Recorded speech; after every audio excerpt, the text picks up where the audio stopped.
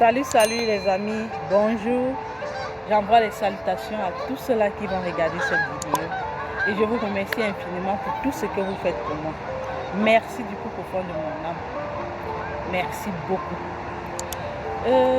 Aujourd'hui, j'aimerais d'abord m'adresser à ceux-là qui m'ont envoyé leur CV. J'espère que j'ai répondu à tout le monde. Tous ceux-là qui m'ont envoyé leur CV, les lettres de motivation pour faire le suivi. J'espère que ça va. Mais s'il y a un problème, n'hésitez pas à m'écrire sur YouTube. Me laisser un commentaire. Et pour vous perfectionner, juste faire ce que je vous ai donné comme conseil. Cela va beaucoup vous aider. Ok? Bon. Avez-vous déjà remarqué que pendant vos routines, tous les matins, ou alors peu importe l'heure à laquelle vous faites souvent cette routine, vous racontez souvent soit une dame avec un enfant, soit un monsieur, toujours à la même heure. Moi, ça m'est déjà arrivé. Ça m'est déjà arrivé. Et quand je pense à cette histoire, je ris. À chaque fois que je pense à cette histoire, je ris. Quand vous venez d'arriver dans un pays comme ça, que vous êtes étranger, que vous n'avez pas beaucoup d'amis, le conseil que je peux vous donner, c'est orientez-vous vers les nouvelles connaissances. C'est le conseil que je peux vous donner. Bon, je me justifie. Bon, une nouvelle connaissance, elle peut te venir en aide sans te porter préjudice et sans rien entendre en retour. Par contre, une connaissance, celle qui te connaît déjà, avant de te rendre service là, comme on se connaît là, nous Africains, j'ai de même celui-ci comme ça là, alors qu'il ne m'a pas fait ce qu'elle demandait la dernière fois. C'est comme ça. D'ailleurs, de toutes les façons, il va d'abord faire ce qu'il veut, avant que je vais l'aider comme ça là. Généralement, c'est ça, non? Bon, quand vous venez d'arriver quelque part et que vous êtes nouveau là, vous voulez connaître la culture, le fonctionnement socio-culturel, politique, sanitaire, orientez-vous vers les nouvelles connaissances. Les Québécois là, ils sont très gentils, très relax. Pour la petite histoire, moi j'aime souvent prendre mes expériences. Moi j'avais pour habitude de me lever chaque matin et de partir à l'école laisser mes enfants. Je vais à l'école laisser mes enfants et je rentre. Et chaque fois que je partais laisser les enfants à l'école, il y avait certaines dames que je rencontrais en route et certains messieurs que je racontais toujours. Mais il y avait quelqu'un que je n'avais pas remarqué et elle m'avait déjà remarqué. Elle m'observait, voyait la façon dont je me déplace. C'était pas facile. Moi je suis la neige sortie, affronter ce froid-ci. Hey! Et si tu viens encore ici et que tu es même seul, ah là là. Bon, peut-être tu vas t'en sortir parce que tu es seul, tu n'auras pas les enfants. Bon, mais moi là, j'ai raconté une difficulté, mais en même temps, c'est bien. C'est bien, c'est quand tu racontes des difficultés comme ça là que tu sais comment résoudre le problème, comment contourner le problème. Donc c'est ça. Donc moi, chaque matin, je me levais là, je partais laisser mes enfants. C'était pénible, hein? C'était pénible. Et qu'est-ce qui se passe dans un matin alors? Un jour, il y a eu une tempête de neige. Il y a eu une tempête de neige. Bon, la tempête n'était pas vraiment si dense là. Mais il y avait quand même beaucoup de neige. J'avais des difficultés à me déplacer avec la poussée de l'enfant.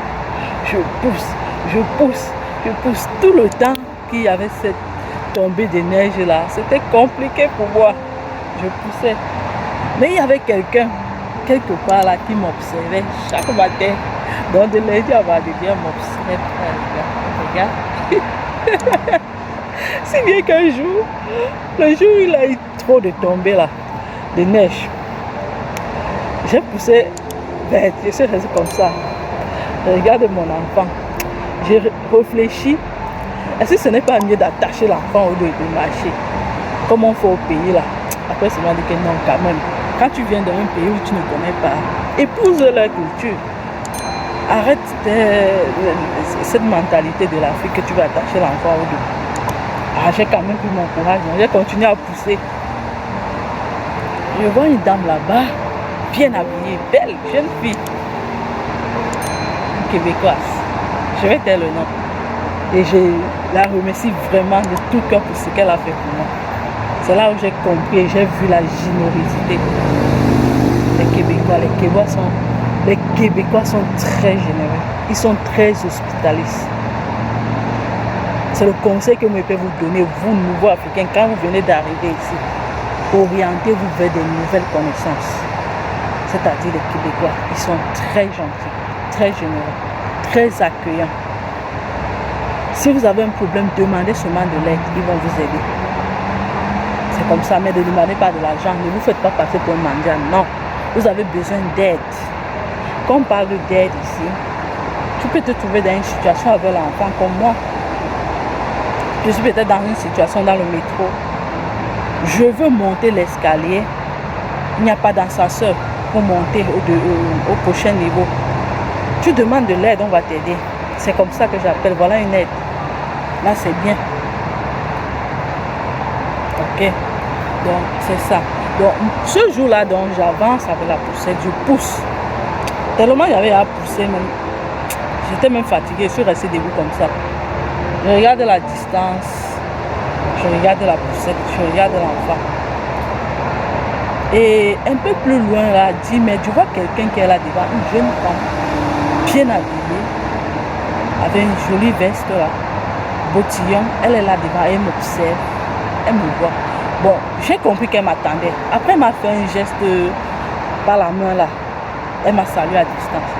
Ok, j'ai pris mon courage, j'ai poussé, j'ai poussé, j'ai poussé. Je suis venue vers elle. Elle me dit bonjour, je m'appelle. Et moi aussi en retour, je lui ai dit bonjour, je m'appelle Anne. Je viens d'arriver au Canada, ça fera environ quelques mois, hein, juste quelques mois là. Elle me dit bienvenue au Canada. Ah, tu viens de quel pays? Je lui dis du Cameroun. Elle dit ah, du Cameroun. Elle dit d'ailleurs, j'aime bien le Cameroun, hein. J'aime bien le Cameroun. Et après, elle me dit, j'ai une poussette dans mon garage. Tu vas aimer. Si tu veux, je vais te le donner. Quand elle a dit ça, bon, moi, le problème c'est quoi? Moi, j'avais d'abord au début, j'avais les difficultés à comprendre la façon à laquelle il parle ici. Donc l'accent québécois, là, j'avais cette difficulté-là. J'avais cette difficulté à mieux comprendre ce qu'ils disent.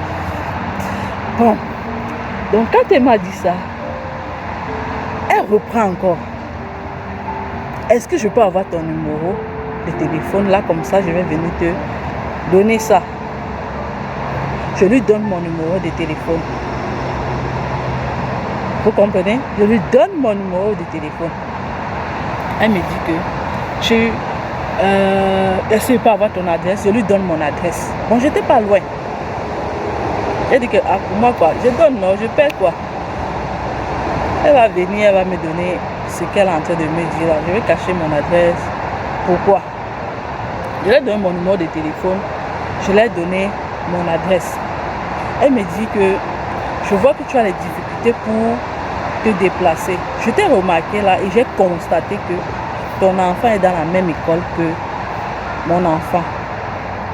Mais la poussette que j'ai là, elle appartenait à mon enfant et ça fait longtemps que je l'utilise plus. Tu vas aimer, je te rassure. C'est ce qu'elle me dit. Je souris dans mon corps, je suis contente. Et il se manque un enfant. Je suis restée comme ça. Quand on a échangé le numéro, elle est partie. C'est resté comme ça, on dit que ouais. Donc, c'est vrai que, quand on dit souvent que tu restes là, tu montes, tu descends. Il y a quelqu'un caché là, quelque part là, qui t'observe. Il voit la façon dont tu fais tes gestes, tes mouvements. Quand tu t'embrouilles là, il secoue souvent la tête. Donc c'était ça. Cette dame a été très généreuse et je la remercie toujours pour ce geste-là. Franchement, son hospitalité m'a permis ça m'a encouragé, ça m'a motivé à aller vers eux, à connaître leur culture, leur histoire. Franchement. Elle a pris dans mon adresse, mais sauf que elle m'avait dit qu'elle devait être disponible mercredi, après les cours. Bon, je ne sais pas ce qui s'est passé, mais elle a perdu mon numéro de téléphone. Mais moi, j'avais son numéro de téléphone. Mais je ne l'ai pas rappelé. Bon, comme chaque fois que je pars prendre mon enfant à l'école, elle aussi, elle part prendre son enfant à l'école. Et on avait l'habitude de se croiser. Mais moi, je ne l'avais remarqué pas. Elle m'avait remarqué. Tu sais, c'est plus facile de remarquer une femme avec un enfant et une poussette que quelqu'un qui monte, qui est là, qui n'a pas d'enfant, qui marche tout simplement. C'est plus facile. Donc moi, on m'avait remarqué avec l'enfant et la poussette. C'est comme ça. Bon, ce jour-là, elle me voit, elle me dit, oh, je suis désolée, comme j'ai tellement les numéros dans mon téléphone, je n'ai pas retrouvé ton numéro. Est-ce que tu peux me donner ton numéro? Elle m'a donc donné le numéro à nouveau. Et elle m'a dit que à telle heure, elle sera avec la poussette. Ah, mon Dieu. Je n'arrivais pas toujours à croire qu'elle devait vraiment me donner la poussette. Je me disais que elle me donne, c'est bien, elle me donne pas, c'est pas grave. C'est la vie, ça arrive. Mais elle m'a quand même proposé son aide. Bon. Le lendemain, on arrive alors à la même heure, on se croise. Je vous assure, quand j'ai vu cette poussette, j'ai dit que waouh, c'est la première impression qui m'a. Donc j'ai été émerveillée, amazing.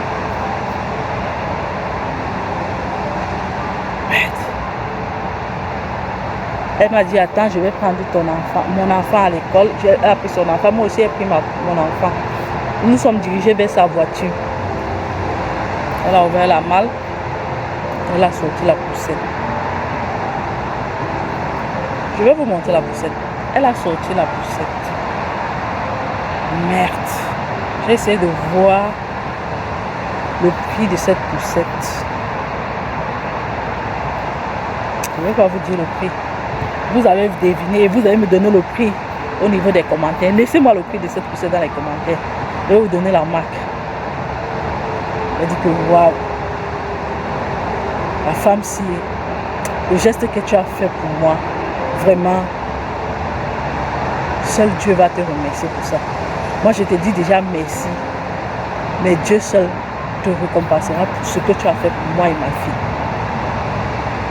Depuis ce jour-là, je vous assure, je garde cette poussette jalousement. Parce que quand je prends cette poussette-là, je mets mon enfant dedans. Et je m'habille même d'abord en sport, comme j'aime bien faire le sport là. Je commence à courir 1, 2, 1, 2. Les gens me demandent, tu as acheté la poussette là? Moi, je vais acheter la poussette où que je travaillais déjà. Quand j'ai d'abord vu le prix de la poussette là, je travaillais déjà.